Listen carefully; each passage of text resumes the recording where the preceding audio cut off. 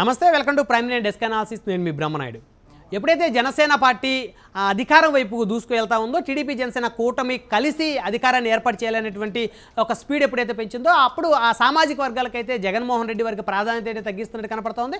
ప్రత్యేకించి చెప్పాలంటే ఉమ్మడి ప్రకాశం జిల్లాకు చెందినటువంటి కాపు సామాజిక వర్గానికి చెందినటువంటి ఎమ్మెల్యేల మీద వైఎస్ జగన్మోహన్ రెడ్డి ఆయన ప్రభుత్వం ఆయన పార్టీ ఉక్కుపాదం మోపుతున్నాయని చెప్పొచ్చు. ఉమ్మడి ప్రకాశం జిల్లా గురించి చెప్పాలంటే ఒకప్పుడు ఇక్కడ కాపు సామాజిక వర్గానికి చెందినటువంటి బలమైన నేతలు ఉన్నారని చెప్పొచ్చు. 2009, 2014 ఇక్కడ చీరాల నియోజకవర్గం నుంచి ఆమంచి కృష్ణమోహన్ ఎమ్మెల్యేగా గెలుపొందారు. 2009లో కాంగ్రెస్ పార్టీ తరపు నుంచి 2014లో ఇండిపెండెంట్ అభ్యర్థిగా రాష్ట్రంలో గెలిచిన ఏకైక నేతగా ఆయన అయితే గుర్తింపు పొందారు. ఆ తర్వాత చూస్తే 2019 ఎన్నికల్లో దర్శి నియోజకవర్గం నుంచి మద్దిశెట్టి వేణుగోపాల్ కాపు సామాజిక వర్గానికి చెందిన నేత ఇక్కడి నుంచి ఎమ్మెల్యేగా గెలిచారు. అయితే ఊహించినటువంటి పరిణామాల నేపథ్యంలో 2019లో వైకాపా నుంచి చీరాల నియోజకవర్గం నుంచి ఆమంచి కృష్ణమోహన్ అయితే ఓటమి చెందారు. అయితే ఆమంచి కృష్ణమోహన్ ఓటమి చెందిన తర్వాత ఆయన వ్యూహాత్మకంగా పర్చూరు నియోజకవర్గానికి అయితే బదిలీ చేశారు.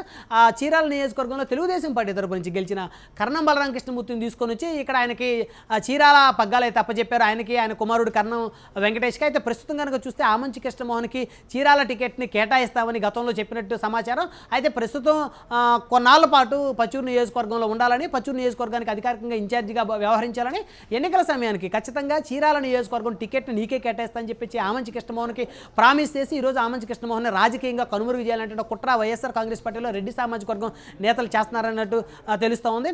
ఆమంచి కృష్ణమోహన్ని ప్రస్తుతం పర్చూరుకే పరిమితం అవ్వాలని, చీరాల టికెట్ కర్ణం కుటుంబానికి కట్టబెడతామనేటువంటి ఒక సమాచారాన్ని అయితే ఆమంచి కృష్ణమోహన్కి వైకాపా అధిష్టానం ఇచ్చిందని చెప్పొచ్చు. అయితే చీరాల టికెట్ కాకుండా పర్చూరు టికెట్ కనుక తనకిస్తే పోటీ చేసేటువంటి పరిస్థితి లేదనేటువంటి రీతిలో ఆమంచి తెగేసి చెప్పారు.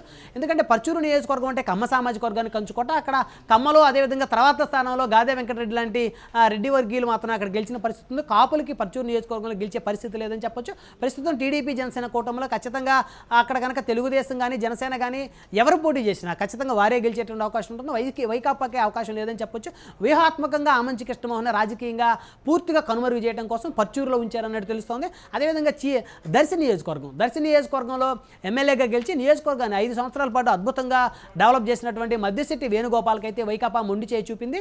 2019 ఎన్నికల్లో బూచేపల్లి శివప్రసాద్ రెడ్డి దర్శి మాజీ శాసనసభ్యులు నేను వైకాపాలో పోటీ చేయలేను, పోటీ చేసే పరిస్థితి నా దగ్గర లేదని చెప్పినప్పుడు మద్దిశెట్టి వేణుగోపాల్ ముందుకు వచ్చారు. అక్కడ పోటీ చేసి వైకాపాని గెలిపించడంలో ఆయన పూర్తి స్థాయిగా సక్సెస్ అయ్యారని చెప్పొచ్చు.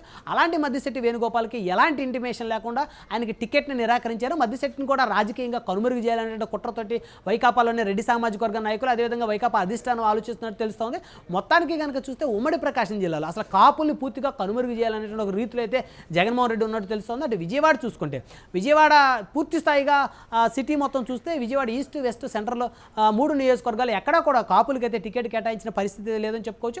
విజయవాడ సెంట్రల్ నియోజకవర్గంలో అటు తోటా శ్రీనివాస్ దాదాపు 10 సంవత్సరాల నుంచి వైకాపాలో కష్టపడి పనిచేస్తూ ఉన్నారు. ఆయనకి టికెట్ వస్తుందన్న నేపథ్యంలో విజయవాడ వెస్ట్ నుంచి వెల్లంపల్లి శ్రీనివాసం తీసుకొచ్చి విజయవాడ సెంట్రల్ కేటాయించారు. అయితే ఎక్కడ చూసుకున్నప్పటికీ కూడా ప్రధానంగా ప్రధాన నగరాలు కానీ అదేవిధంగా ఎక్కడైతే కాపు సామాజిక వర్గం నుంచి బలమైన నేతలు ఎక్కడైతే ఉంటారో, మాస్ ఫాలోయింగ్ ఉన్న నేతలు ఎక్కడైతే ఉంటారో వారిని రాజకీయంగా కనుమరుగు చేయాలి. వారి మాటలు విని జనసేన అధినేతను దూషించేటువంటి వ్యక్తులకు మాత్రమే టికెట్లు ఇవ్వాలి అనేటువంటి ఒక నెపంతో పూర్తిగా కాపు నాయకులను అయితే రాజకీయంగా సమాజ్ చేసేటువంటి ప్రక్రియలో జగన్మోహన్ రెడ్డి అండ్ కో పనిచేస్తుందని అనే ఆరోపణలు అయితే కాపు నాయకులు అయితే చేస్తూ ఉన్నారు. మొత్తానికి చూస్తే మద్దిశెట్టి వేణుగోపాల్ ఏ రోజు కూడా మెగా ఫ్యామిలీని కనీసం ఒక చిన్న మాట కూడా అన్నట్టు పరిస్థితి లేదు. అలాంటి మద్దిశెట్టి వేణుగోపాల్ని రాజకీయంగా కనుమరుగు చేయాలనేటువంటి కుట్రతోటి అక్కడ రెడ్డి వర్గీయుడైనటువంటి బూచేపల్లి శివప్రసాద్ రెడ్డికి కేటాయించారు. అసలు దర్శి నియోజకవర్గం అంటే ఖచ్చితంగా కాపులకి కంచుకోవటం చెప్పొచ్చు. ఆ నియోజకవర్గంలో కాపు కాకుండా రెడ్డికి టికెట్ ఇవ్వడం మీద అయితే అక్కడ ఉన్న కాపు వర్గీయులు అయితే పెద్ద ఎత్తున మండిపడతా ఉన్నారు. మొత్తానికి కనుక చూస్తే అటు ఆంధ్రప్రదేశ్లో పూర్తి స్థాయి 175 నియోజకవర్గాలు కనుక పరిశీలిస్తే